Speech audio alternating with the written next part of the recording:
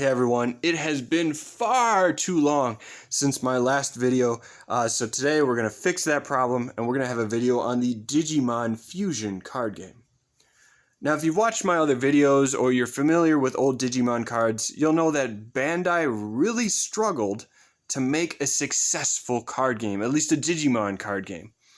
And so they started with Digibattle, which despite Digimon's vast popularity, folded within only 2 years. Then they moved on to the Detector card game, which also didn't last very long. And then the old Digimon CCG in years 2004 and 2005, which also failed by the standard of successful card games.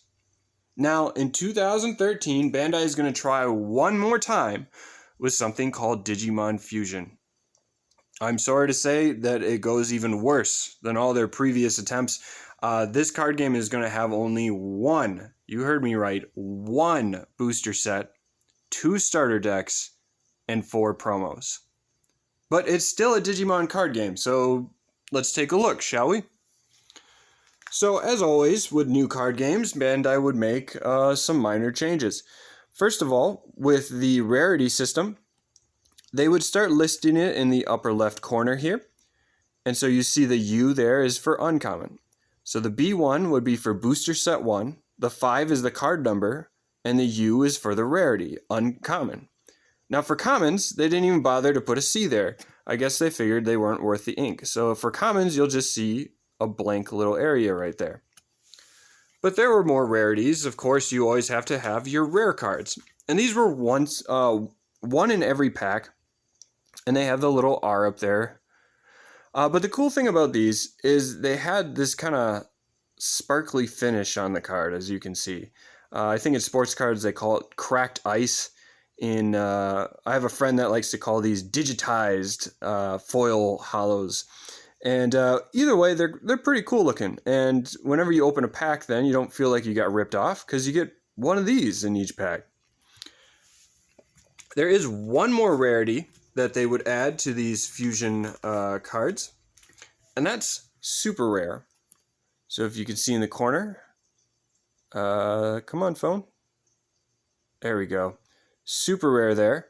And the odds for these aren't known. It actually says on the box where it says or on the pack, it says super rare, but it doesn't tell you the odds next to it.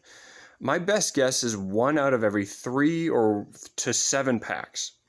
And every time I've opened like 15 packs, I've gotten anywhere from 1 to 4 of them. So I'm not quite sure how that tallies out, but that gives you an idea of how rare they are. Now, the only thing different about these is they seem to have a slightly gold finish. Here's a normal card so you can tell the difference. On a normal one, see the fusion sign there? By my thumb, it's kind of white and silvery. On the super rare, it's going to be gold. But of course, the most obvious way to tell that you got a super rare is by looking in that corner for the SR. Now, the first booster set only had 60 cards. That's it. And only 5 of those were super rares. You had the Shoutmon times 4B. As you're looking through, you can see them all. You had Beelzemon, which of course people adore him. You had Metal Greymon over here. You had Metal Greymon and Cyber Rancher, which I think they meant Cyberdramon. And then the last one is Tactimon. Now, Digimon Fusion is not necessarily a well-loved set, which actually has its advantages if you're a collector. If you really like Digimon cards, especially the old ones, it can be pricey really fast. Like Digibattle cards can be very expensive. Packs are impossible to find, especially if you're going for Series 6, right? Basically no one's ever seen one. And the people that have, it's been like 10 years since, I've seen a sealed pack. And if they were to show up on eBay, I mean, Series 5, Series 4, they're going for like $400, $500 a pack. So why do I bring that up? Because Digimon Fusion is not like that at all.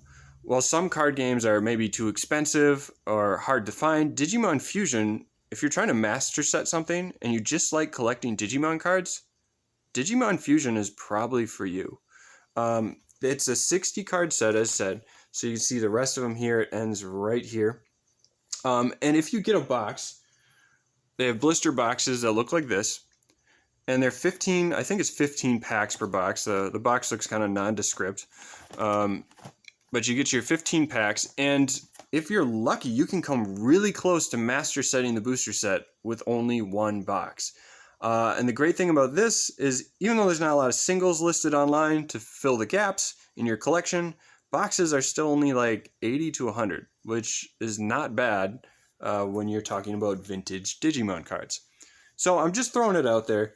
In case Digimon is something you like to collect and you need another option, Fusion might be the good one to do. Especially because you've got a shot at collecting all of them.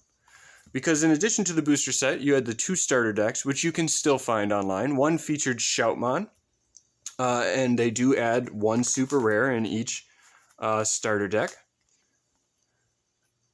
So 1 featured Shoutmon. And then you would get 18 different cards and also doubles of some of those cards so that you could play. Now, the rares in these starter decks, they're not actually all foiled up, though. That's the one difference. You got an R there in the corner. Nothing shiny. And the other starter deck, they didn't actually label the rares or uncommons at all. But, see, the other starter deck, it has Metal Greymon as the featured one. So here's your super rare for that. And it also would have 18 different cards. Now in the corner, just in case you ever see this somewhere, they have Starter Deck 2. That's what the S is for. So the other one says Starter Deck 1. And then it goes 25. And you're like, wait, hey, I thought you just said there's only 18 cards. There are, but they continued the numbering from the first starter deck. So on the first one, it goes up to S1 18. And the next one starts with S2 19, if that makes sense. So like I said, you have 18 starter deck cards for starter deck 1, 18 for starter deck 2. Not too hard to find. If you're trying to master set Digimon Fusion, the only problem you're probably going to have is with the 4 promo cards. There are 4 promo cards. They kind of have this chrome finish to them. And how do you tell if you got one? Well, they're labeled with a P in the corner. So they go from P001 to P004. So you have Shoutmon times 4. You have Metal Greymon. Oops, didn't realize my camera went out. There we go. You have Metal Greymon right here. You have Lord Bagra, which if you play the game is actually an awesome card.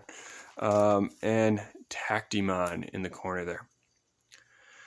And these cards, it seems, it's hard to tell, it seems that they were given away as some sort of tournament prize. Now, they're rare. I imagine there's not too many of them, because if they're given away as tournament prizes, and this game wasn't very successful, I can't imagine there are that many tournaments. However, it's hard to tell because Digimon Fusion isn't that popular. And so that could be a reason. When cards aren't always worth a lot, when they're not very popular, they don't get listed on eBay a lot. Let me give you an example with another card game. While I was collecting Digimon, I was having a hard time finding some of the cards. And so I started kind of a side collection of something called Ultimate Muscle. If you've never heard of them, that's probably normal. But these cards, I still can't find them because they're never online. Now, they're worth absolutely nothing. But in the time that I collected every single Digibattle card, the English ones, in the time that I collected every single Digimon Fusion card, in the time that I collected every single, or close to every single Digimon CCG cards, in the time that I got all of the US released Detector cards, I still have not completed my Ultimate Muscle card collection. Now, like I said, that doesn't necessarily make them rare. It could, but because they're unpopular, they're not listed. And the same could be true for these Digimon Fusion cards. So be aware of that. Where I don't think there's a lot of these out there. I really don't, but I can't be sure. But anyway, I think that's about it for Fusion. Remember, there's one booster set of 60 cards, 2 starter decks of 18 each, and 4 promos. So if my math is correct, that's 100 cards. And that's it for you to master set the entire thing. So it might be something to look into. Oh, I lied. There's one more thing I want to tell you guys. There are pictures out there of a second Fusion booster set. but I don't think Bandai ever actually got around to printing them. So while the pictures are out there, I really don't think there's another second booster set. I really don't think so. So don't waste all your time trying to hunt it down unless you really enjoy that type of thing, because I really don't think they exist. One other thing is they did have a Digimon Fusion World Tournament at some point, and we'll loosely use the word world because I've seen pictures of it, and I could be wrong, but it sure looked like just a couple of people wandered down the street into a gaming store and they decided to have that tournament. So, like I said, I could be wrong. I probably shouldn't make fun of it, but as the prizes, they had some gargantuan cards. So there are a couple of giant Digimon Fusion cards out there. There's not many, and if you find one, you should probably get it. But just if you ever do stumble across it, you've come across a tournament prize that is very rare, and that, you know, most people have probably never seen. So I think that really is all I have for Digimon Fusion.